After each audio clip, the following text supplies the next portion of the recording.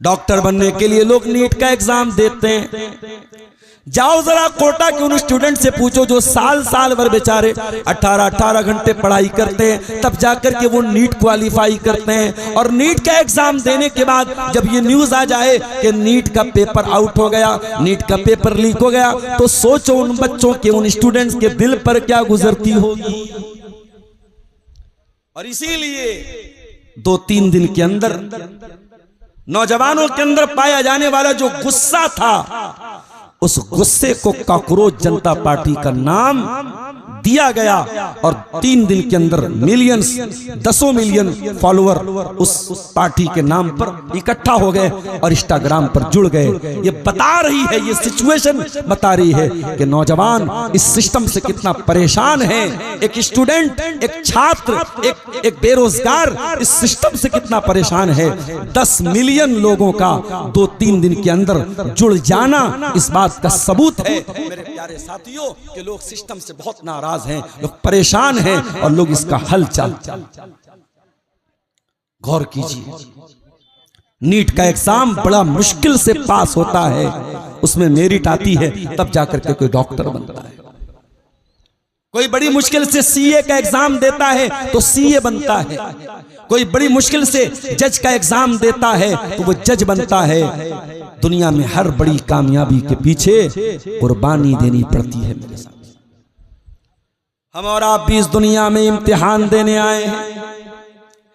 तबारकल्लज़ी बियदिहिल मुल्क व हुवा अला कुल्लि शैइन कदीर। कुरान का 29वां पारा उठाइए, सूरह मुल्क की पहली आयत। बड़ी बरकत वाली है वो जात जिसके हाथ में सारी कायनात की बादशाहत है, जो हर शय पर कादिर है। अल्लज़ी खलक़ल मौत वल हयात लियब्लुवकुम अय्युकुम अहसनु अमला। उस अल्लाह ने पैदा किया मौत को, उस अल्लाह ने पैदा किया जिंदगी को। पहले मौत का नाम लिया अल्लाह ने। हमें क्या लगता है मौत तो बाद में आती है, अल्लाह ने मौत का नाम पहले लिया है। मौत तो पहले होती है। इस दुनिया में एक दौर था जब हम नहीं थे, वो हमारी मौत का जमाना था। हम नहीं थे, हम नहीं थे, उसके बाद आए और एक दिन आएगा हम नहीं रहेंगे। दुनिया में इंसान क्या बोलता है, नौकरी कर लो लाइफ सेट हो जाएगी, बिजनेस कर लो लाइफ सेट हो जाएगी, ये कर लो लाइफ सेट हो जाएगी, वो कर लो लाइफ सेट हो। सारी जिंदगी सेट करते करते इंसान एक दिन मर जाता है। और मरने के बाद जब कब्र में रखा जाता है तो जो कब्र में उतारता है वो कहता है कि अरे इसका मुंह किबला की तरफ कर दो। और जब मुंह किबला की तरफ कर लेता है तो कहता हाँ अब सेट है। तेरी जिंदगी सेटिंग तेरी होती है तो कब्र में होती है इंसान, पूरी जिंदगी तू सेट नहीं हो पाता। सारी जिंदगी तेरा अपना क्या है, तू पैदा हुआ, तुझे पैदा करने वाली मां कोई और थी, तेरा नाम रखने वाला कोई और था, तेरी पैदाइश पर खुशी मनाने वाले कोई और थे, तुझे खाना खिलाने वाले कोई और थे, तू और बड़ा हुआ, तुझे पढ़ाने वाला कोई और था, तू और बड़ा हुआ, तेरे कारोबार को बढ़ाने वाला, तुझे नौकरी दिलाने वाला, तुझे शोहरत दिलाने वाला कोई और था, तू और आगे बढ़ा, तू बूढ़ा हो गया, तुझे सहारा देने वाला कोई और था, और आगे बढ़ा, तू मर गया, तेरे जनाजे को लेके जाने वाला कोई और था, तुझे कफनाने वाला कोई और था, तुझे नहलाने वाला कोई और था, तुझे कब्र में उतारने वाला कोई और था। तेरी जिंदगी का पहला गुस्ल किसी और ने दिया और आखिरी गुस्ल भी किसी और ने दिया। इंसान तेरा अपना क्या है इस जिंदगी, तो क्या लेके आया है, क्या लेके जाएगा। अल्लज़ी खलक़ल मौत वल हयाता, अल्लाह ने पैदा किया मौत को और जिंदगी को, वो ताकि तुम्हें आजमाए।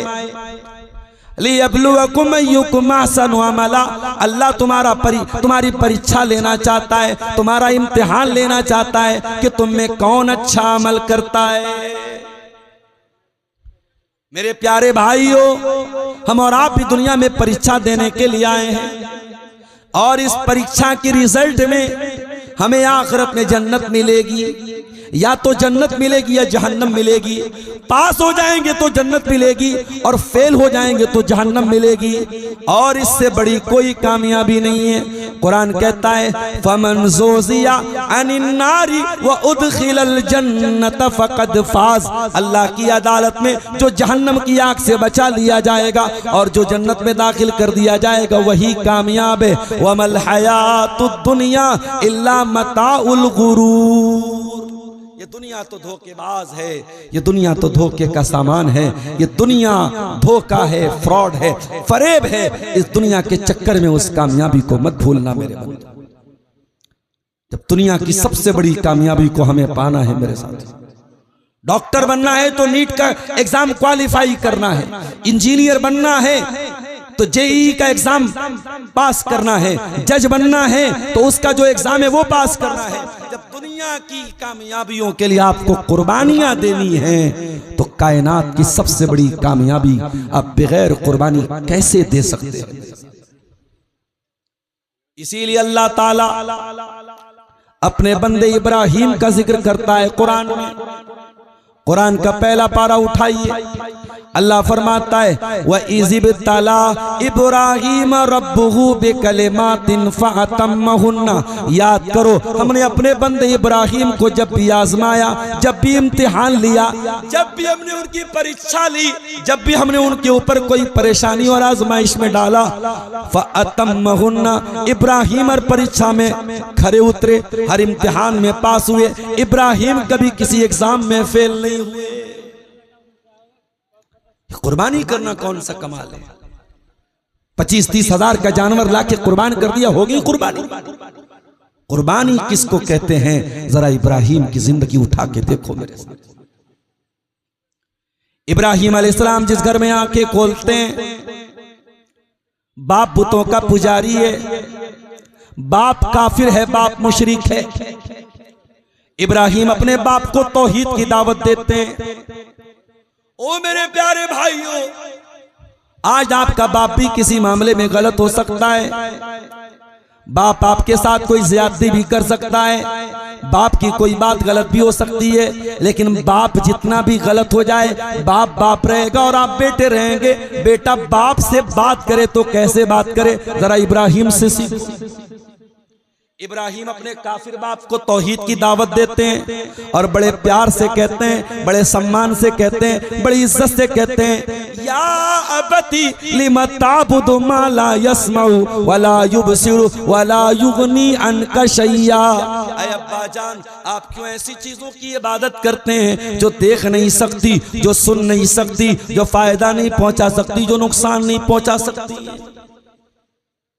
या अबती इन्नी कद जाअनी मिनल इल्मी मा लम यातिका फत्तबिनी आदिका सिरातन सविया।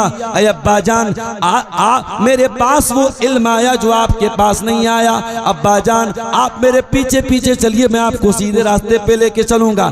या अबती ला ताबुदिश शैतान। ऐ अब्बा जान शैतान की इबादत न कीजिए, इन्न शैतान कान लिर्रहमान असिया। 5 मिनट की बातचीत में इब्राहिम अपने बाप को 5 बार अब्बा जान कह के बात। मेरे नौजवानों, जिंदगी में बड़ा नाम कमा लिया, बड़ी इज्जत कमा ली, बड़ा पैसा कमा लिया, बाप से बदतमीजी करने लगे, बाप को आंखें दिखाने लगे, बाप से ऊंची आवाज में बात करने लगे। जरा गौर करो, जरा गरेबानों में झांको और बताओ आखिरी बार तुमने अपने बाप को कब प्यार से बाप से बात किया था। बाप क्या है शायद बाप की जिंदगी में तुम्हें एहसास ना हो मेरे प्यारे साथी। बाप के मरने के बाद तुम्हें एहसास हो। बाप जब तक जिंदा है बहुत सारी चीजों की भनक तुम्हें लगने नहीं देता है, बहुत सारे मसले मसाइल की तुम्हें खबर भी नहीं होती। बाप के मरने के बाद पता चलता, अच्छा मेरा बाप ये भी देखता था, मेरा बाप ये भी करता था। जिंदगी की धूप में बाप वो छांव है जिसके नीचे हम जिंदगी गुजारते हैं मेरे साथ। इब्राहिम अपने बाप से प्यार से बात करते हैं, अब्बा जान कह के बात करते हैं, लेकिन बाप बड़ा जिद्दी था, बड़ा हटता। क़ाल अराग़िबुन अन्ता अन आलिहती या इब्राहीम, ऐ इब्राहिम क्या तू हमारे माबूदों को छोड़ना चाहता है? क्या तू मेरे माबूदों से दूर भागना चाहता है? लइल्लम तंतही लारजुमन्नका वहजुरनी मलिया, ऐ इब्राहिम अगर तू बाज नहीं आया तो मैं तुझे पत्थरों से मार मार के खत्म कर दूंगा, तुझे घर से निकाल दूंगा। बाप ने घर से निकालने की धमकी दी थी। इब्राहिम के चेहरे पर अभी भी कड़वाहट नहीं आई, अभी भी ज़बान में कड़वाहट नहीं आई। इब्राहिम ने उसी प्यार से जवाब दिया, क़ाल सलामुन अलैक सअस्तग़फिरु लक रब्बी इन्नहु कान बी हफ़िया। अब्बा जान कोई बात नहीं, मैं आपको सलाम करता हूं। मैं जब भी दुआ के लिए हाथ उठाऊंगा अब्बा जान आपके लिए अल्लाह से दुआ करूंगा, अल्लाह मेरे बाप को माफ कर दे, अल्लाह मेरे बाप को बख्श दे। लेकिन बाद में अल्लाह ताला ने इब्राहिम अलैहिस्सलाम को वार्निंग दे दी, ऐ इब्राहिम अपने बाप के लिए तुम मग़फ़िरत की दुआ नहीं कर सकते। तुम्हारा बाप मुशरिक है, तुम्हारा बाप काफिर है, और काफिर और मुशरिक के लिए मग़फ़िरत की दुआ नहीं कर सकते। इब्राहिम अलैहिस्सलाम को अपनी बात से रुजू करना पड़ा, अपनी बात वापस ले ली। तो ये इब्राहिम अलैहिस्सलाम थे मेरे प्यारे साथी। जिंदगी का पहला इम्तिहान क्या दे रहे हैं? बाप को छोड़ना पड़ा, बाप का घर छोड़ के निकलना पड़ा। आसान काम नहीं होता है घर छोड़ के चले जाना, बाप को छोड़ के चले जाना। इब्राहिम अपनी कौम के पास आते हैं, अपनी कौम को तौहीद की दावत देते हैं। उनकी कौम सितारों की इबादत करती थी, सूरज की इबादत करती थी, चांद की इबादत करती थी। इब्राहिम अलैहिस्सलाम अपनी कौम को प्रैक्टिकल समझाने के लिए एक दिन अपने मकान की छत पे चढ़े। फलम्मा जन्ना अलैहि लैलु रआ कौकबन क़ाल हाज़ा रब्बी, हजरत इब्राहिम ने आसमान में सितारे को चमकते हुए देखा, कहा है मेरी कौम के लोगों ये सितारा है, इसको तुम अपना रब मानते हो, चलो मैं भी रब मान लेता हूँ। फलम्मा अफला क़ाल ला उहिब्बुल आफिलीन, जब सितारा डूब गया, जब सितारा गायब हो गया, इब्राहिम अलैहिस्सलाम ने कहा ओ लोगों जो डूब जाए वो रब कैसे हो सकता है, जो गायब हो जाए वो रब कैसे हो सकता है, मैं डूबने वालों को पसंद नहीं करता हूं। अगले दिन फिर मकान की छत पे चढ़े। फलम्मा रअल क़मर बाज़िगन क़ाल हाज़ा रब्बी, चांद निकला, चांद देखने में बड़ा था सितारे से, कहा कि ऐ मेरी कौम के लोगों ये चांद जिसको तुम अपना रब मानते हो, चलो मैं भी मान लेता हूं 2 मिनट के लिए। फलम्मा अफला क़ाल लइल्लम यहदिनी रब्बी लअकूनन्न मिनज़ ज़ालिमीन, कहा है मेरी कौम के लोगों देखो चांद भी डूब गया, अल्लाह ने मुझको हिदायत न दी होती तो मैं भी तुम्हारी तरह गुमराह हो गया होता। फलम्मा रअश-शम्स बाज़िगतन क़ाल हाज़ा रब्बी हाज़ा अकबर, जब सुबह हुई और सूरज निकला, सूरज देखने में चांद से भी बड़ा, सितारे से भी बड़ा और सबसे ज्यादा रोशन भी था, कहा कि वो लोगों तुम सूरज को अपना रब मानते हो, चलो इसको भी मैं अपना रब मान लेता हूँ, ये मेरा रब है, ये सबसे बड़ा है। फलम्मा अफलत क़ाल या क़ौमी इन्नी बरीउम मिम्मा तुशरिकून, शाम हुई और मगरिब का टाइम आया और सूरज डूब गया, कहा है मेरी कौम के लोगों मैं तुम्हारे शिर्क से बरी हूँ, मैं सूरज की इबादत नहीं करता, मैं चांद की इबादत नहीं करता, मैं सितारे की इबादत नहीं करता। इन्नी वज्जहतु वजहिया लिल्लज़ी फ़तरस समावाति वल अर्द हनीफ़ा, मैं उस अल्लाह की इबादत करता हूँ जो जमीन व आसमान का पैदा करने वाला है, और मैं तुम्हारे शिर्क से बेजार हूँ, मैं अल्लाह की तौहीद का इकरार करने वाला, अल्लाह की तौहीद पर चलने वाला हूँ। इब्राहिम ने अपनी कौम को तौहीद का सबक दिया और आगे बढ़िए। उनकी कौम पत्थर के बुतों की इबादत भी करती थी। इब्राहिम अलैहिस्सलाम अपनी कौम को समझाते थे ये पत्थर के बुत तुम्हारे माबूद कैसे हो सकते हैं, तुम्हारी बिगड़ी कैसे बना सकते हैं।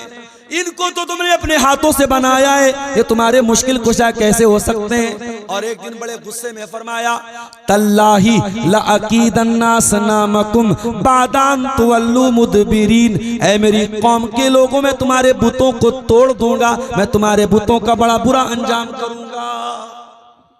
एक दिन कौम के लोग मेले में चले थे, इब्राहिम आए अपनी कौम के बुत खाने में, एक बड़ी सी हथौड़ी ली और सारे बुतों को तोड़ दिया। फजालहुम जुज़ाज़न इल्ला कबीरन लहुम लअल्लहुम यरजिऊन, इब्राहिम ने सारे बुतों को तोड़ दिया सिवाय बड़े वाले बुत के। वो गुटखा खाने वाले नौजवानों, वो सिगरेट पीने वाले नौजवानों, वो नशा करने वाले नौजवानों, इब्राहिम अगर कोई नशा करते नऊज़ुबिल्लाह तो उनके हाथों में ये ताकत ना होती। इब्राहिम ने सबक दिया, ऐ नौजवानों अपनी जवानी को नशे से दूर रखो, शराब से दूर रखो, गुटखे से दूर रखो, ताकि तुम्हारे हाथों में वो ताकत आ जाए कि तुम बुतों को तोड़ने वाले बनो, बुतों की इबादत करने वाले न बनो। इब्राहिम ने सारे बुतों को तोड़, बड़े वाले को छोड़।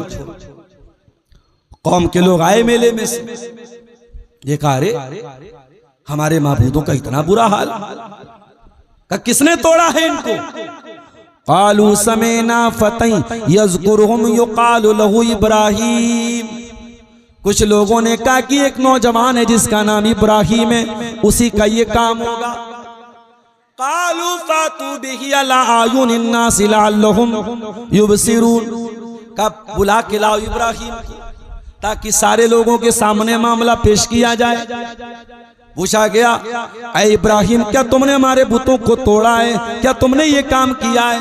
काला बल फअलहू कबीरुहुम हाज़ा फसअलूहुम इन कानू यंतिकून, इब्राहिम ने इनकार नहीं किया कि मैंने नहीं तोड़ा है, इशारे में बात किया, संकेत में बात किया, कहा ये बड़े वाले ने तोड़ा होगा, इनसे पूछ लो अगर ये जवाब दे सकते हो।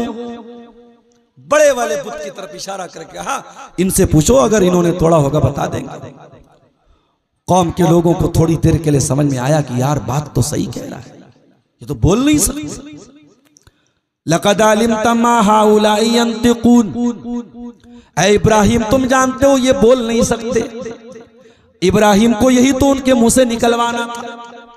क़ाला उफ़्फ़िल लकुम वलिमा ताबुदून मिन दूनिल्लाह, ऐ मेरी कौम के लोगों लानत है तुम्हारे ऊपर और लानत है तुम्हारे माबूदों के ऊपर, तुम ऐसी चीजों की इबादत क्यों करते हो जो सुन नहीं सकती, जो देख नहीं सकती, जो फायदा नहीं पहुंचा सकती, जो नुकसान नहीं पहुंचा सकती।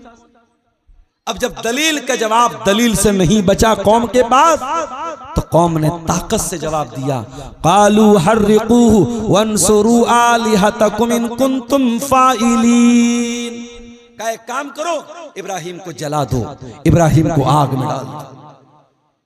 इब्राहिम को जलाने के लिए बहुत बड़ी आग तैयार की, इतनी बड़ी आग ये पूरा गांव जलाया जा सकता था, पूरा इलाका जलाया जा सकता था।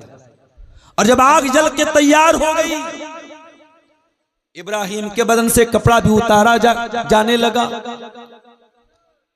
इब्राहिम तेरे बदन से कपड़ा क्यों उतारा जा रहा है, ताकि आग जल्दी से उनके बदन को जला डाले।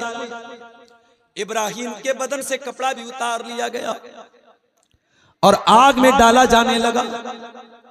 अल्लाह की कसम, न इब्राहिम की पेशानी पर कोई बल है, न आंखों में कोई आंसू है, न चेहरे पर कोई घबराहट है।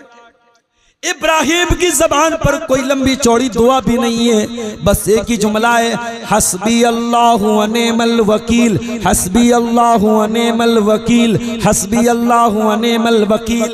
ऐ अल्लाह मैं तेरी तौहीद के लिए आग में डाला जा रहा हूँ। ऐ अल्लाह तू कल भी मेरे लिए काफी था और आज भी मेरे लिए काफी है, तू कल भी मेरा मददगार था और आज भी मेरा मददगार है।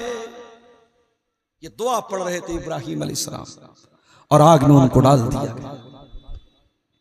अल्लाह चाहता हवाओं को भेज देता, आग बुझ जाती। अल्लाह चाहता पानी बरसा देता, आग बुझ जाती। अल्लाह चाहता किसी फरिश्ते को भेज देता, इब्राहिम आग में जाने ही ना पाते। मगर आज अल्लाह ने कुछ और ही इंतजाम किया था। कुलना या नारु कूनी बरदन व सलामन अला इब्राहिम। अल्लाह ने फरमाया, ऐ आग, आज तक तो तू जलाया करती थी, आज तक तो तेरा काम जलाना था, खबरदार ऐ आग, तेरा रब तुझको ये हुक्म दे रहा है, या नारु कूनी बरदन व सलामन अला इब्राहिम। ऐ आग, तू मेरे खलील के लिए ठंडी हो जा और सलामती वाली हो जा।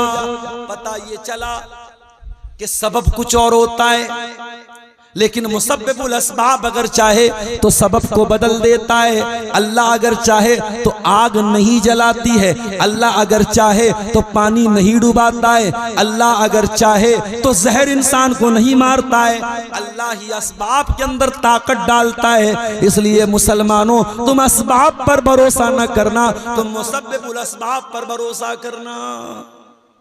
अस्बाब को अपनाओ। मैं ये नहीं कहता हूं कि आप अस्बाब को इख्तियार न करें, लेकिन भरोसा और तवक्कुल और यकीन हमेशा अल्लाह की जात पे करो। मेरे प्यारे साथियों, इब्राहिम अलैहिस्सलाम आग में गए, लेकिन उनके बदन का एक रोंगटा भी आग में जलने नहीं पाया। इब्राहिम सही सलामत आग में से निकल गए। अच्छा, इब्राहिम के बदन से कपड़ा उतारा गया। जानते हो, कयामत के दिन भी हम सब लोग नंगे रहेंगे।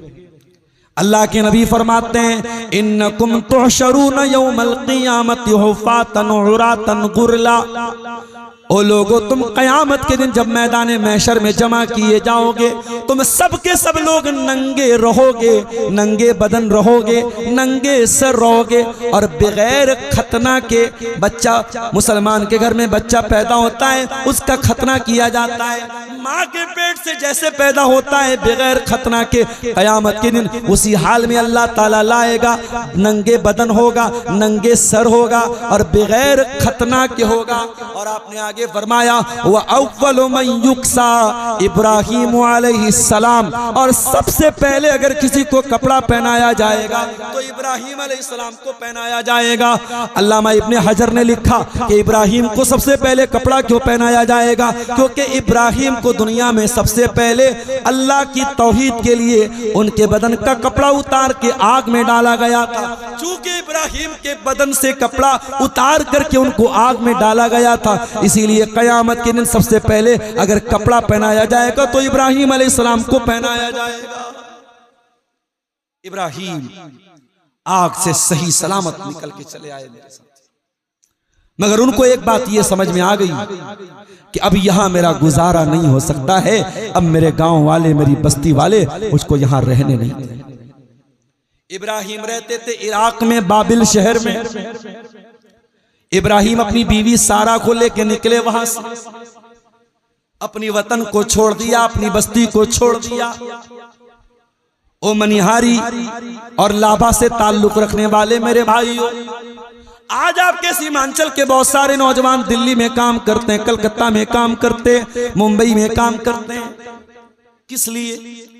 रोजी रोटी के लिए, अपने बच्चों का पेट पालने के लिए परदेश जाते हैं। दिल पे पत्थर रख के जाते हैं। चाहता तो कोई भी नहीं है परदेश जाना। कौन शौहर चाहेगा बीवी से दूर रहे? कौन बाप चाहेगा बच्चों से दूर रहे?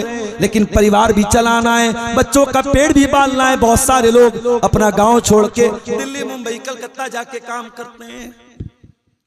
गौर करो मेरे प्यारे साथी, हम दुनिया के लिए और दुनिया की रोजी रोटी के लिए अपना वतन छोड़ के जाते हैं। इब्राहिम अपना वतन छोड़ के जा रहा है, किसके लिए? अल्लाह की तौहीद के लिए।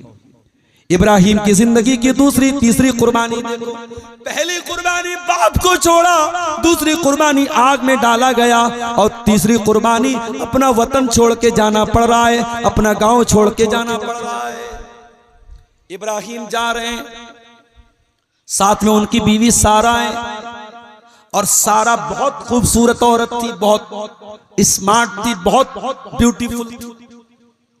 मेरी प्यारी बहनों, जरा गौर से सुनना, लड़की अगर खूबसूरत हो, लड़का अगर खूबसूरत हो, बहुत बड़ी नेमत भी है और बहुत बड़ी मुसीबत भी है। जब कोई लड़का लड़की खूबसूरत होते हैं तो उतना ही ज्यादा चांस होता है उसके गुनाहों में पड़ने का, उसके गलत रास्तों में पड़ने का। इसलिए अल्लाह ने खूबसूरत बनाया है तो कोशिश ये करो कि खूबसीरत भी बनो। अगर अल्लाह ने चेहरा अच्छा बनाया है तो कोशिश ये करो कि अल्लाह सीरत भी अच्छी बना दे। और इसीलिए अल्लाह के नबी ने आईना देखने के टाइम जो दुआ सिखाई है, बड़ी प्यारी दुआ है, अल्लाहुम्मा हस्सनत खल्क़ी फहस्सिन खुलुक़ी। ऐ अल्लाह तूने मेरा चेहरा खूबसूरत बनाया, ऐ अल्लाह तूने मुझे स्मार्ट और हैंडसम बनाया, ऐ अल्लाह मेरे अखलाक को भी अच्छा बना दे, मेरे किरदार को भी अच्छा बना दे, मेरे चरित्र को भी अच्छा बना दे, मेरे व्यक्तित्व को भी अच्छा बना दे, मेरे बिहेवियर को भी अच्छा बना दे, मेरे कैरेक्टर को भी अच्छा बना दे। ऐ अल्लाह मेरी सूरत को तूने अच्छा बनाया, मेरी सीरत को भी अच्छा बना। सूरत सब कुछ नहीं होती है मेरे साथ। ये आजकल जो लव मैरिज चलती है ना, प्यार वाली शादी, जो चेहरा देख के शादी हो जाती है, चेहरा देख के फिदा हो गए, खूबसूरती देख के फिदा हो गए। जब शादी हो जाती है तब समझ में आता है कि अरे यार खूबसूरती तो सब कुछ नहीं होती है, अखलाक भी बहुत बड़ी चीज होती है, चरित्र भी बहुत बड़ी चीज होती है। जब शादी हो जाती है तब आटे और दाल का रेट मालूम होता है और तब पता चलता है कि अरे भाई खूबसूरती का अचार डालना है क्या। अगर औरत का अखलाक सही ना हो, औरत का कैरेक्टर सही ना हो तो खूबसूरती को लेके चमचे से चाटना नहीं है मेरे प्यारे साथियों। इसलिए सूरत के साथ साथ सीरत को भी देखा करो। हजरत इब्राहिम की बीवी बहुत खूबसूरत भी थी, बहुत खूबसूरत भी थी। दोनों जाने लगे, रास्ते से एक जालिम बादशाह के पास से गुजर हुआ। वो जालिम बादशाह बहुत कैरेक्टरलेस था, बहुत बदकार था। उसके हुकूमत की सरहद के पास से अगर कोई औरत गुजरने लगती थी, कोई कपल गुजरने लगते थे, मियाँ बीवी गुजरने लगते थे, तो शौहर को कत्ल करवा देता था, बीवी का रेप कर लेता था। उसने देखा कि इब्राहिम और सारा जा रहे हैं, दोनों कपल जा रहे हैं, मर्द औरत जा रहे हैं और औरत बहुत ज्यादा खूबसूरत है। उसने दोनों को गिरफ्तार करवाया। इब्राहिम अलैहिस्सलाम को पता चला ये बड़ा जालिम बादशाह है, औरत का रेप कर लेता है, शौहर को कत्ल करवा देता है। कहने लगे वो मेरी बीवी सारा बादशाह के पास तुम्हें लेके जाया जाएगा। बादशाह पूछेगा ये तुम्हारे साथ कौन था, ये मत बताना कि मैं तुम्हारा शौहर हूँ। ऐ सारा, जब बादशाह तुमसे पूछे कि तुम मेरी कौन हो, बता देना कि तुम मेरी बहन हो। और ऐ सारा, ये कोई झूठ भी न होगा, ये कोई गलत बात भी न होगी। ठीक है मियाँ बीवी हम रिश्ते के एतबार से हैं, लेकिन ऐ सारा, इस वक्त रुए जमीन पर सबसे पूरी दुनिया में अल्लाह की तौहीद को मानने वाला और एक अल्लाह की तौहीद का इकरार करने वाला एक इब्राहिम और एक उसकी बीवी सारा है मेरी बीवी सारा, हम दोनों ईमान के रिश्ते के एतबार से भाई बहन है, दुनिया के रिश्ते के एतबार से मियाँ बीवी है। इसलिए बादशाह पूछे तो ये बता देना तू मेरी बहन है। पता ये चला कि झूठ बोलना जान बचाने के लिए जायज है, मगर अल्लाह के नेक बंदे झूठ जान बचाने के लिए भी झूठ नहीं बोलते थे। वो गोल मोल बात कर लेते थे, वो तौरिया कर लेते थे। झूठ न बोलना पड़े, सांप भी मर जाए और लाठी भी न टूटे, वो ऐसा काम करते थे। इब्राहिम ने झूठ नहीं बोला, कहा कि तुम कह देना तुम मेरी बहन। सारा को बादशाह के कमरे में लाया गया। सारा बड़ी खूबसूरत थी। बादशाह देख के हैरान रह गया। बादशाह आगे बढ़ा, उसने गलत इरादे से सारा को टच करने की कोशिश की, सारा को हाथ लगाने की कोशिश की। बुखारी के अल्फाज है फकअन्नमा उखिज़ा, बादशाह का हाथ शल हो गया, स्टैचू बन गया, उसका हाथ आगे बढ़ने के काबिल ही न बचा।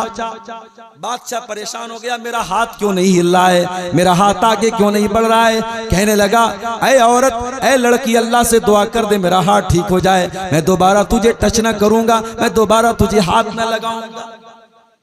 अल्लाह के नेक बंदे बड़े नरम दिल होते हैं। सारा को दया आ गई, सारा को रहम आ गया। सारा ने अल्लाह से दुआ की, अल्लाह इसका हाथ ठीक कर दे। बादशाह का हाथ ठीक हो गया, दोबारा फिर टच करने की कोशिश की, फिर हाथ खराब हो गया। 3 बार तक लगातार ऐसा हुआ। तीसरी बार जब बादशाह का हाथ शल हो गया, जब बादशाह का हाथ पत्थर का बन गया और सारा की दुआ से ठीक हो गया, बादशाह ने अपने नौकरों को बुलाया, अपनी लौंडियों को बुलाया, कहा के लेके चली जाओ, किसको लेके आई हो। और जब सारा जाने लगी, हाजरा ने बादशाह ने अपनी एक लौंडी जिनका नाम हाजरा था, उनको सारा को गिफ्ट के तौर पे दिया। जाओ ऐ सारा, ये मेरी लौंडी हाजरा है, ये मेरी कनीज हाजरा है, जाओ मैं तुमको बतौर गिफ्ट दे रहा हूं, जाओ इसको लेके चली जाओ। सारा आती है, जेल की सलाखों के अंदर शौहर नमाज पढ़ रहा है, बीवी की आबरू के लिए दुआएं कर रहा है। ओ लोगों, ओ हिंदुस्तान के मुसलमानों, आज तुमसे ये कहा जाता है दुआ करने से कुछ होने वाला नहीं है, नमाज पढ़ने से कुछ होने वाला नहीं है। ओ लोगों, नमाज को कभी हल्के में न लेना, दुआओं को कभी हल्के में न लेना। अरे जो काम इम्पॉसिबल होते हैं वो दुआओं के जरिए पॉसिबल हो जाया करते हैं, जो नामुमकिन होते हैं वो दुआओं के जरिए मुमकिन हो जाते हैं। मेरा नबी भी जब जंगे बद्र में 1000 के मुकाबले में 313 का मुकाबला था, अगली सुबह बद्र की लड़ाई होने वाली थी, रात का सन्नाटा था। हजरत अबू बकर सिद्दीक कहते हैं मैंने देखा अल्लाह के नबी किबले की तरफ बैठे हुए हैं, हाथ फैलाए हुए हैं और रो रो के दुआएं कर रहे हैं। अल्लाहुम्मा इन तो लिखा ज़ैली साबत लन तो बदफिल अर्दी, ऐ अल्लाह अगर ये मुट्ठी भर तेरे 313 मानने वाले हलाक हो गए, ऐ अल्लाह ये मुट्ठी भर मुसलमान अगर मिटा दिए गए, ऐ अल्लाह फिर रुए जमीन पर तेरा नाम लेने वाला कोई न होगा। ओ लोगों, तुम दुआओं को हल्के में न लिया करो, दुआएं किया करो। जब हुकूमत की तरफ से कोई मामला आ जाए, जब कोई जुल्म सितम की दास्तान सुन लेना, जब कोई परेशानी की घटनाएं सुन लेना, अल्लाह से दुआ करना न भूलना। इब्राहिम की बीवी की इज्जत खतरे में थी, इब्राहिम खड़े होके नमाज पढ़ रहे थे, अपनी बीवी की इज्जत की हिफाजत की दुआ कर रहे थे।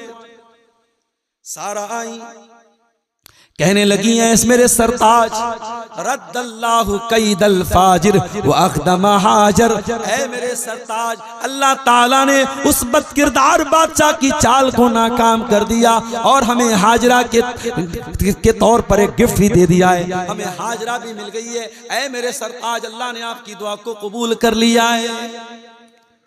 मेरी प्यारी बहनों, ओ इंस्टाग्राम चलाने वाली मेरी बहनों, ओ व्हाट्सएप चलाने वाली मेरी बहनों, ओ फेसबुक चलाने वाली मेरी बहनों, इब्राहिम की सुन्नत को आज तुम्हारे घरों में भी कुर्बानी की शक्ल में जिंदा किया जाएगा। ओ मेरी बहनों, इब्राहिम के साथ साथ जरा सारा को भी याद कर लेना, जरा सारा का किरदार अपना लेना। इंस्टाग्राम के जरिए अपना फोटो किसी को न भेजना, स्नैपचैट के जरिए अपनी तस्वीरें किसी को न भेजना। ऐ मेरी बहनों, तुम सारा के जैसी बन जाओ, तुम सारा के जैसी पाक दामन बन जाओ, फिर किसी खबीस की क्या मजाल है उसका हाथ तुम्हारे गरेबान तक पहुंचे। अरे जब तुम सारा के जैसी बन जाओगी, तुम्हारे गरेबान तक अगर कोई गलत नीयत से हाथ जाएगा, अल्लाह ताला उस हाथ को बेकार बना देगा, अल्लाह उस हाथ को पत्थर का बना देगा। मेरी बहनों, बनना है तो सारा के जैसी बन जाओ। सारा इब्राहिम की पहली बीवी का नाम था, और हाजरा जो बतौर गिफ्ट बादशाह ने दिया था। सारा ने हजरत इब्राहिम से कहा कि इस औरत से आप निकाह कर लीजिए, आप इसको बीवी बना लीजिए। हजरत इब्राहिम ने दूसरी शादी हजरत हाजरा से। कुछ दिन और गुजरे, इब्राहिम की हड्डियां कमजोर पड़ने लगी, इब्राहिम बूढ़े होने लगे, एहसास होने लगा अब कोई औलाद होती तो मेरा सहारा बन जाती।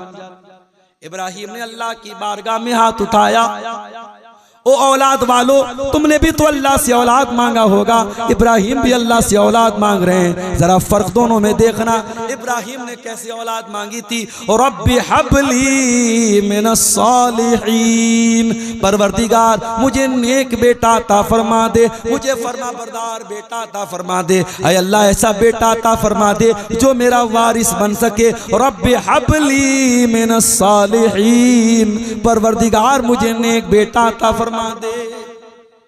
दुआ मांगो तो ऐसे मांगो मेरे साथ, औलाद मांगो तो ऐसे मांगो। आज बहुत सारे लोगों के घर में औलाद है, मगर बेचारे आंसू बहाते हैं और सोचते हैं कि काश औलाद न होती, ऐसी औलाद के होने से न होना बेहतर। इसलिए सिर्फ औलाद मत मांगना, नेक औलाद मांगो। इब्राहिम के घर में बच्चा पैदा हुआ, इस्माइल नाम का। फबश्शरनाहु बिगुलामिन हलीम, हमने इब्राहिम को एक बच्चा दिया जिसका नाम इस्माइल रखा गया, जो बड़ा हलीम बच्चा था, बड़ा बुर्दबार बच्चा था, बड़ा सबरदार बच्चा था। बुढ़ापे में किसी को बेटा मिल जाए उसकी खुशियों का क्या ठिकाना होगा। इब्राहिम तो फूले नहीं समा रहे थे, मैं बुढ़ापे में बाप बन गया हूँ। इस्माइल को गोद में ले लेके लाड कर रहे थे, चुमकार रहे थे, प्यार कर रहे थे। अल्लाह ने देखा मेरा खलील अपने बच्चे से बहुत प्यार करता है, अपने बच्चे से बहुत प्यार और लाड कर रहा है। अल्लाह ने अपने खलील को एक और इम्तिहान में डाल दिया। कहा है मेरे खलील, ऐ इब्राहिम, जाओ अपने बच्चे को लेके चले जाओ, अपनी बीवी सारा को लेके चले जाओ। आय अल्लाह कहाँ जाना है? ऐ इब्राहिम मक्का चले जाओ।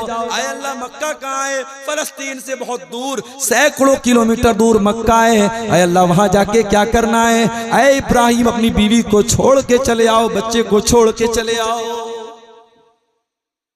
इब्राहिम पहुंचे अपनी बीवी बच्चे को लेकर। आज का मक्का और कल का मक्का दोनों में बहुत फर्क था। आज मक्का में चले जाओ, बड़ी बड़ी बिल्डिंगें हैं, हाजी लोग बेचारे हरम से काफी दूर उनका होटल रहता है, क्योंकि हरम के आसपास बड़े बड़े महंगे महंगे होटल हैं। ये जो क्लॉक, वो कौन सा जो घड़ी वाला है, क्या बोलते हैं उसको? Clock tower. क्लॉक टावर में आप अगर ऊपर कोई रूम लेना चाहें लाखों में मिलेगा।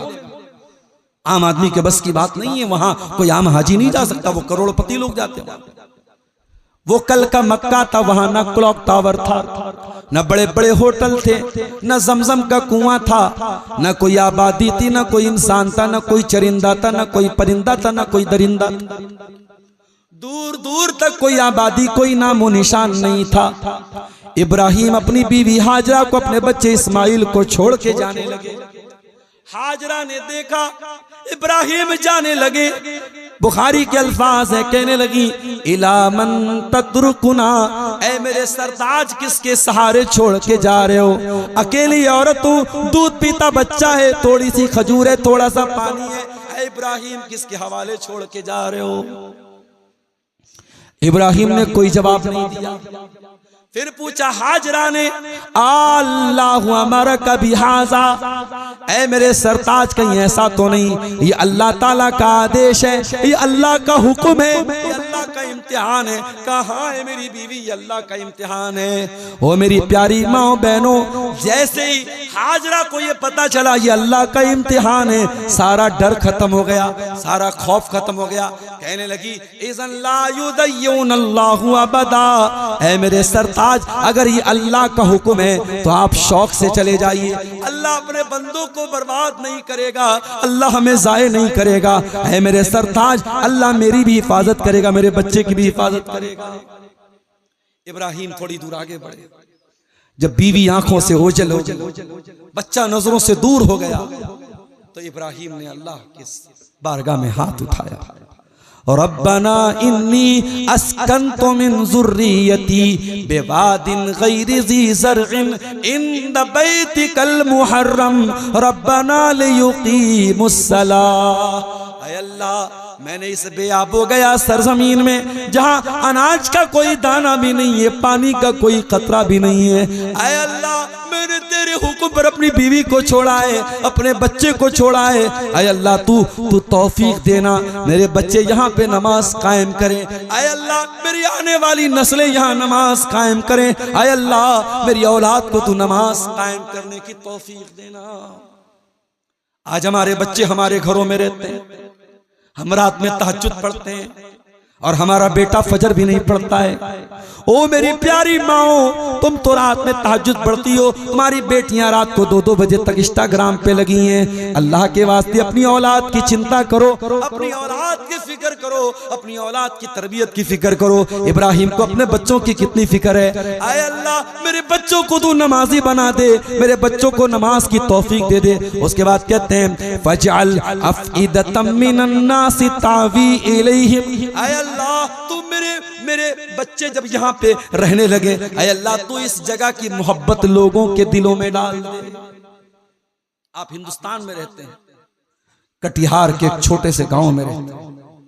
आप इस छोटे से गांव में रहने के बाद भी आप में से कोई गरीब आदमी, कोई मजदूर आदमी जिसकी आमदनी बहुत ज्यादा नहीं है, जिसका पैसा बहुत ज्यादा नहीं है, वो जब किसी के हाजी होने की खबर सुनता है, किसी को उम्रा करने की खबर सुनता है, वो बेचारा भी अल्लाह से दुआ करता है, अल्लाह मुझको भी हाजी बना दे। मेरे प्यारे साथियों, ये इब्राहिम की दुआ की बरकत है, जो एक बार खाने का वादे के आया है, बार बार देखने की तमन्ना करता है, जो नहीं गया है वो जाने के लिए बेताब बना रहता है। ये इब्राहिम की दुआ की बरकत है। इब्राहिम कहते हैं फजअल अफइदतम मिनन नासी तहवी इलैहिम, ऐ अल्लाह तू लोगों के दिलों में इस जगह की मोहब्बत डाल दे, वरज़ुक़हुम मिनस समरात, और अल्लाह तू मेरी औलाद को फलों की रोजी अता फरमा। इब्राहिम ने अल्लाह का हुक्म मानने के बाद दुआ की, अल्लाह ने उनकी दुआ को कबूल किया, और उस दिन से लेके आज तक मक्का में कभी फलों की कमी नहीं हुई। कभी भी मक्का में कोई खजूर के अलावा कोई फल पैदा नहीं होता, लेकिन आपको मक्का में हर फल मिल जाएगा। ये इब्राहिम की दुआ की बरकत थी मेरे साथ। इब्राहिम तो चले गए, इस्माइल और उनकी माँ थोड़ी देर तक पानी और खजूरों का सहारा रहा। खजूरें खत्म हो गई, पानी खत्म हो गई। अब बच्चा रोने लगा। माँ को अकेले भूखा रहना रहता तो एक हफ्ता भूखे रह जाती। बच्चा रो रहा हो तो माँ को कैसे सुकून मिल सकता है? माँ सब कुछ बर्दाश्त कर सकती है, बच्चे को तकलीफ में देखना गवारा नहीं कर सकती है। वो अपनी माँ से बदतमीजी करने वालों, वो अपनी माँ को गाली देने वालों, वो बुढ़ापे में अपनी माँ को धक्के देने वालों, और काश तुमने माँ की कदर की होती, काश तुमने माँ का दर्जा समझा होता, काश तुमने माँ का मकाम समझा होता। माँ तो माँ होती है मेरे साथ। माँ बूढ़ी हो जाती है, बिस्तर पे पाखाना करने लगती है। बेटा बड़ा वफादार है, फर्मा बरदार है। बेटा अपनी माँ की गंदगी साफ करता है। पूरा गांव कहता है बड़ा अच्छा बेटा है, माँ की खिदमत कर रहा है, माँ की गंदगी साफ कर रहा है। लेकिन बेटा अपनी बूढ़ी माँ की गंदगी साफ करता है तो नाक पे रूमाल रख के साफ करता है। चेहरे से पता चल जाता है कि ये काम बड़ी मजबूरी में कर रहा है, ये पत्थर पे दिल रख के ये काम कर रहा है।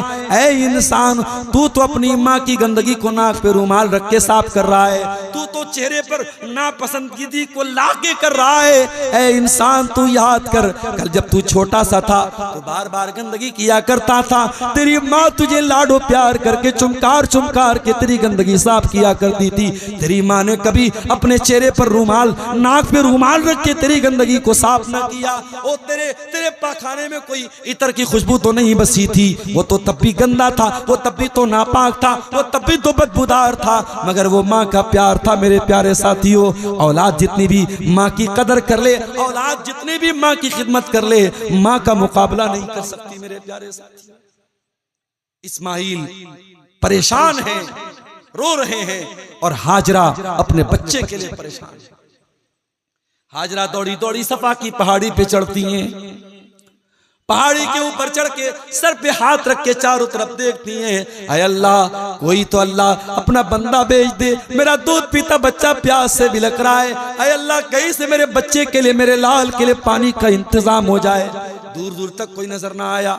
सफा से नीचे उतरी, और सफा से नीचे उतरने के बाद जब आप आज के दौर में सफा मरवा जाएंगे, बीच में ग्रीन लाइट लगी है, ये वही जगह है जहां हाजरा जल्दी जल्दी दौड़ी थी। जल्दी जल्दी दौड़ के मरवा पहुंची, मरवा पे चढ़ी, दूर तक नजर दौड़ाई, कोई अल्लाह का बंदा नजर आ जाए, मेरे बच्चे के लिए दूध का इंतजाम हो जाए, मेरे बच्चे के लिए पानी का इंतजाम हो जाए। सफा से मरवा, मरवा से सफा, सफा से मरवा, मरवा से सफा, 7 चक्कर लगा दिए इस्माइल की मां ने। जब 7 चक्कर कंप्लीट हो गए, तब अल्लाह ने जिब्रील को भेजा। जिब्रील आए और अपने पर को जमीन पे मारा है, और पर को जमीन पे मारा तो वहां से जमजम का पानी निकला। ऐ अल्लाह, तुझे पानी देना था, तूने डायरेक्ट क्यों नहीं दे दिया? अल्लाह ने 7 चक्कर लगवाने के बाद पानी दिया। पता ये चला हिम्मते मर्दा मददे खुदा। अल्लाह की मदद तब आती है जब इंसान मेहनत करता है, जब इंसान कोशिश करता है। हाथ पे हाथ धरे बैठे रहोगे, अल्लाह मदद नहीं करेगा। हाजरा को जमजम मिला, इस्माइल को जमजम मिला, मगर 7 चक्कर लगाने के बाद मिला। जमजम का पानी वहीं से निकलने लगा। अल्लाह के नबी फरमाते हैं यरहमुल्लाहु उम्मा इस्माइल, अल्लाह इस्माइल की माँ पर रहमत नाजिल फरमाए। वो अपने 2 पट्टे से पानी को की बाउंड्री बनाने लगी, वो 2 पट्टे से पानी के मुंडे बनाने लगी। अगर इस्माइल की माँ ने पानी को छोड़ दिया होता तो जमजम की बहुत बड़ी नदी बन जाती, जमजम की बहुत बड़ी नहर बन जाती। पानी का इंतजाम हो गया और वहां पर फिर धीरे धीरे आबादी भी बसने लगी। आज लोग कहते हैं मौलवी साहब इस्लाम ने औरत को क्या मकाम दिया है। और मैं बताता हूं इस्लाम ने औरत को क्या मकाम दिया है। हजारों साल पहले एक औरत ने 7 चक्कर लगाया था सफा मरवा का। अल्लाह की एक बंदी ने 7 चक्कर लगाया था सफा मरवा का। अल्लाह को ये चक्कर लगाना इतना पसंद आ गया, अल्लाह ने कयामत तक आने वाले हाजियों को हुक्म दे दिया, उम्रा करने वालों को हुक्म दे दिया, इन्न सफा वल मरवता मिन शाइरिल्लाह। ऐ हज करने वालों, ऐ उम्रा करने वालों, जब तक हाजरा की सुन्नत पर अमल न करोगे, जब तक सफा मरवा के 7 चक्कर न लगाओगे, न तुम्हारा हज मुकम्मल होगा, न तुम्हारा उम्रा मुकम्मल होगा। ये है इस्लाम की नजर में औरत का मकाम कि एक औरत ने 7 चक्कर लगाया था, अल्लाह ने कयामत तक के लिए उसके चक्करों को जिंदा कर दिया। मेरे प्यारे साथियों, इस्माइल अपनी माँ के साथ वहीं पे रहने लगे और वहां पे धीरे धीरे आबादी भी हो गई और इस्माइल वहीं पर परवरिश पाने लगे। इब्राहिम अलैहिस्सलाम फलस्तीन में रहते थे, इस्माइल मक्का में रहते थे। हजारों किलोमीटर का फासला था। इब्राहिम कभी कभी हाल चाल लेने के लिए बीवी बच्चों के पास आ जाते थे।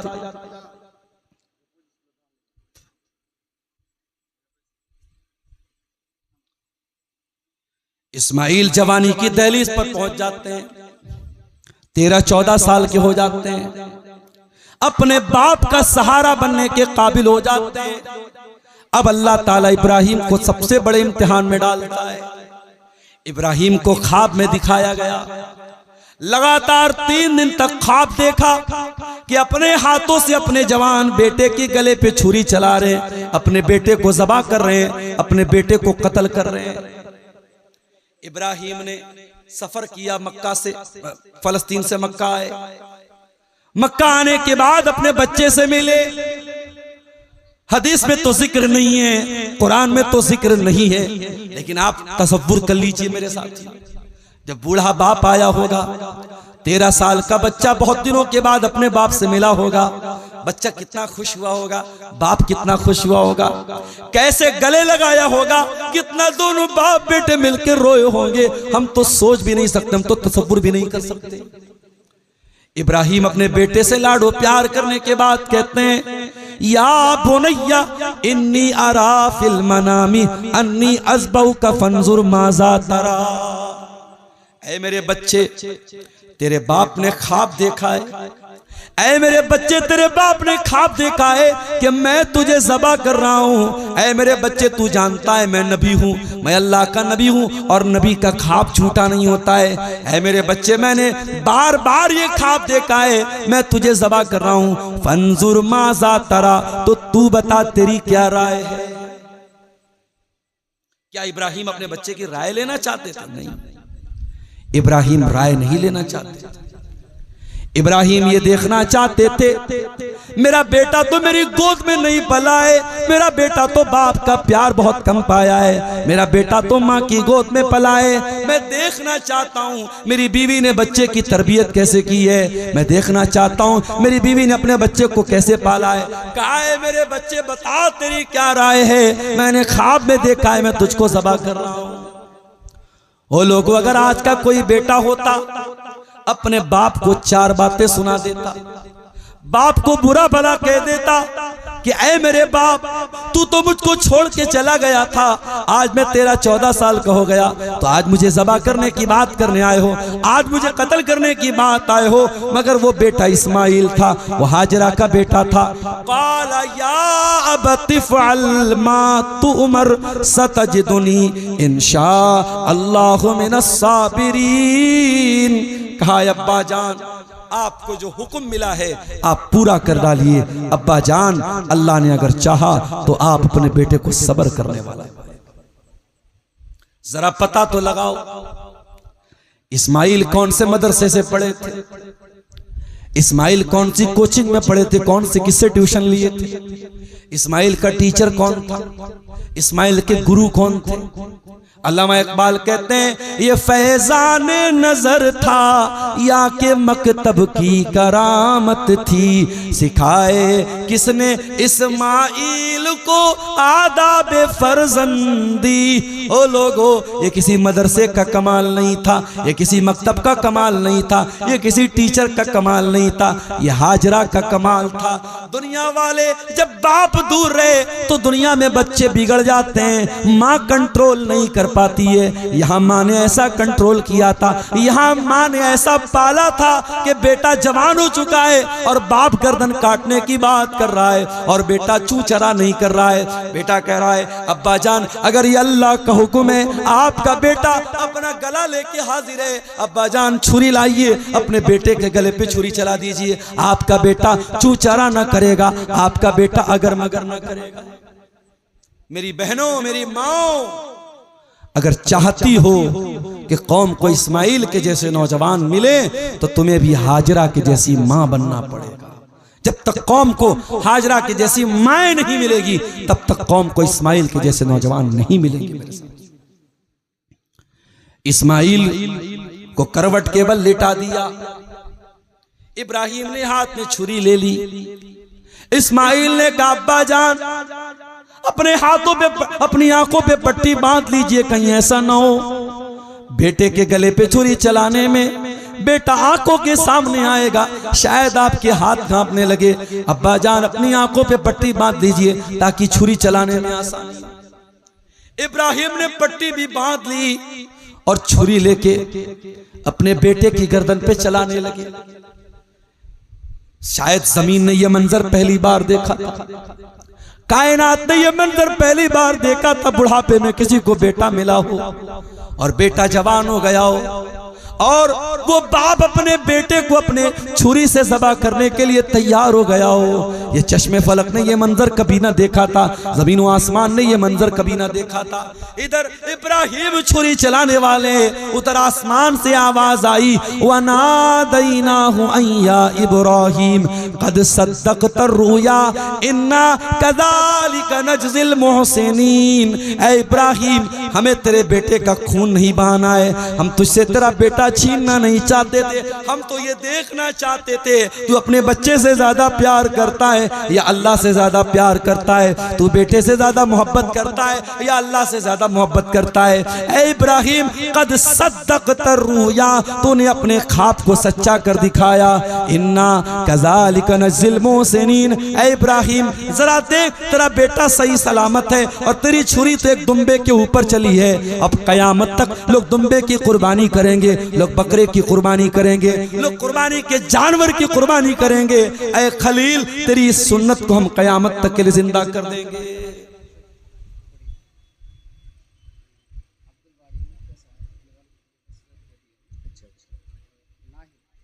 ये चंद जो है, चंदे का ऐलान है, वो समात आप फरमा लें।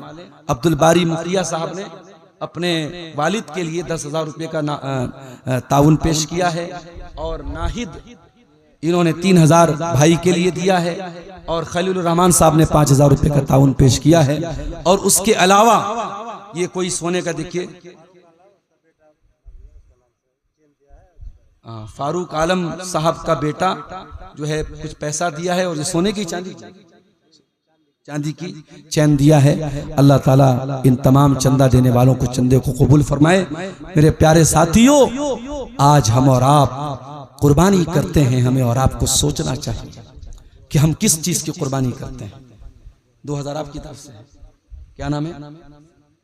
नसीम अहमद, हसीबुर रहमान, इन्होंने 2000 का ताउन पेश किया है। अच्छा अच्छा, होने वाला है ट्रांसप्लांट। अच्छा अच्छा, वालदा ने किडनी दिया था, वो सक्सेस नहीं हो पाया। अल्लाह ताला शिफाए कामिला अजला अता फरमाए। जिन भाई की तरफ से अभी ताउन आया था, इन्होंने बताया कि उनकी किडनी ट्रांसप्लांट हुई थी और वो कामयाब नहीं हुई है।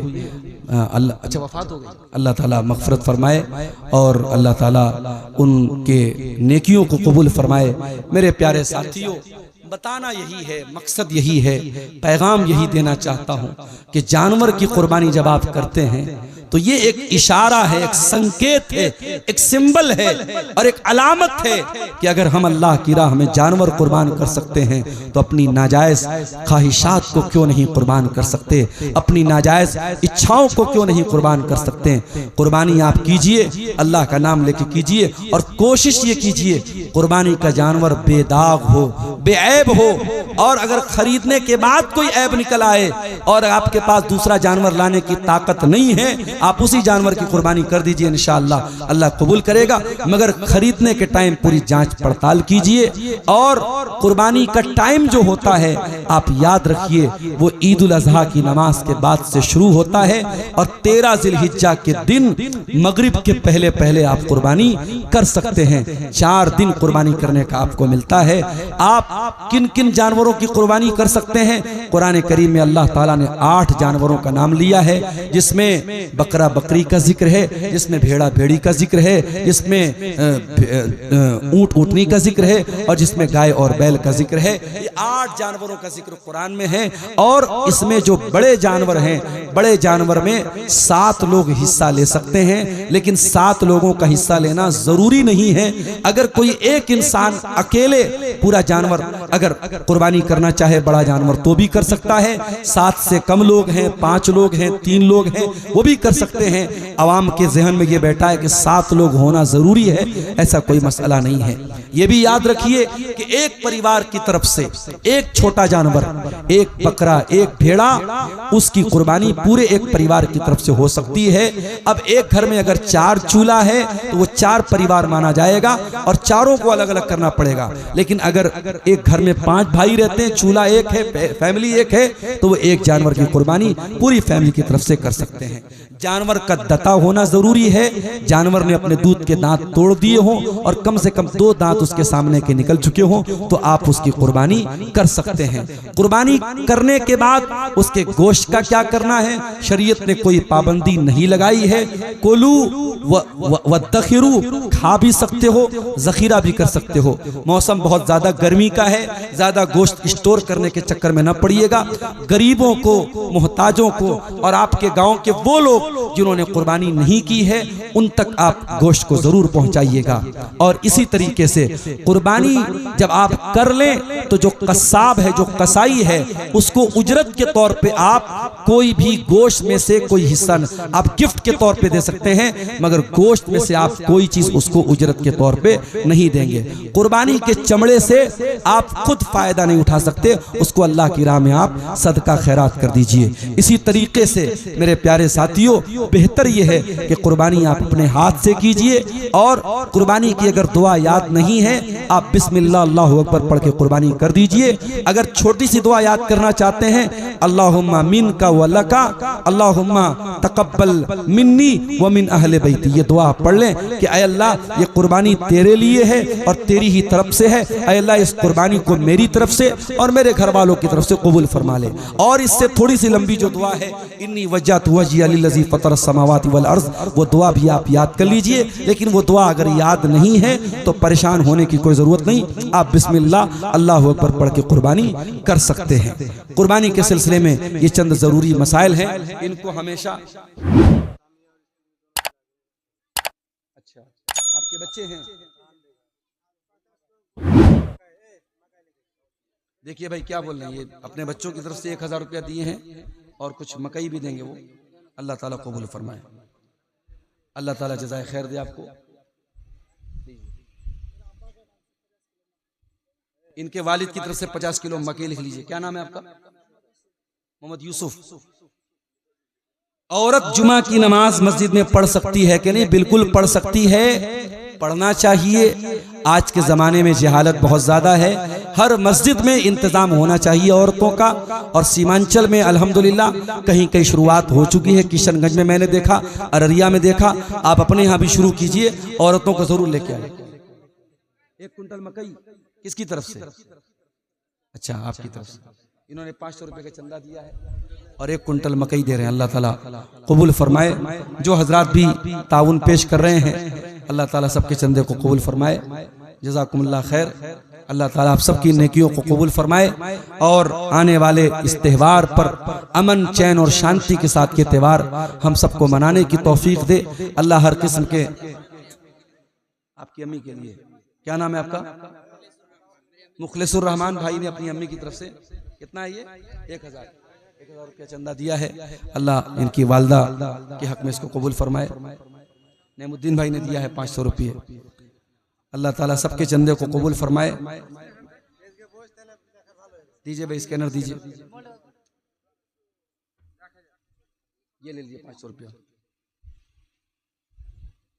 जज़ाकुमुल्लाह खैर। अल्लाह ताला आप सबके चंदे को कबूल फरमाए। देखिए, ये सवाल भी बहुत ज्यादा पूछा जाता है कि मरे हुए आदमी की तरफ से कुर्बानी कर सकते हैं या नहीं। तो ये बात अच्छे तरीके से आप समझ लीजिए कि मरे हुए इंसान की तरफ से अलग से जानवर ला करके कि ये हमारे अब्बा की तरफ से, ये हमारी अम्मा की तरफ से, इसका कोई सबूत नहीं है। आप एक बात मोटी मोटी याद रखिए, आप अगर कोई भी नेकी का काम करेंगे, आपके माँ बाप को मरने के बाद भी उसका सवाब मिलेगा। आप टेंशन मत लीजिए। आप कुर्बानी का जो जानवर लाइए, आप नियत कर लीजिए, ऐ अल्लाह इस कुर्बानी को मेरी तरफ से, मेरे घर वालों की तरफ से और मेरे माँ बाप जो दुनिया से जा चुके हैं उनकी तरफ से तो कबूल फरमा ले। आप शामिल कर सकते हैं उनको, अलग से उनके नाम से कुर्बानी करना ये ठीक नहीं है। इसके चक्कर में आप मत पड़िए। आप और जो नेकी के काम साबित हैं, सदका कर दीजिए, मदरसे में कोई कमरा बनवा दीजिए, मस्जिद बनवा दीजिए, ट्यूबवेल लगवा दीजिए, वो सारे काम करा दीजिए। कुर्बानी का जानवर अलग से लाने की जरूरत नहीं है। तो ये बड़ा अहम मसला है कुर्बानी का, इसको भी आप लोग अपने ज़हन में रखिए। अल्लाह ताला हम सबको सुन्नत के मुताबिक जिंदगी गुजारने की तौफीक अता फरमाए। आमीन व आखिर दावाना अल्हम्दुलिल्लाह। किसके भाई के नाम से? अच्छा, ये एक साहब जो है नौजवान है, उन्होंने अपने भाई की तरफ से दिया है। अल्लाह ताला कबूल फरमाए। देखिए, जिनका नाम नहीं लिया गया है वो भी परेशान ना हो। तमाम जो है चंदा देने वालों के लिए उनके हक में हम दुआ करते हैं। अल्लाह उनकी नेक ख्वाहिशात को कबूल फरमाए, जायज़ मुरादों को पूरी फरमाए, बीमारों को अल्लाह ताला शिफाता फरमाए। और जिन्होंने अपने मरहूमीन की तरफ से चंदा दिया है, अल्लाह उनके मरहूमीन की मग़फ़िरत फरमाए। आमीन। वस्सलामु अलैकुम व रहमतुल्लाहि व बरकातुहू।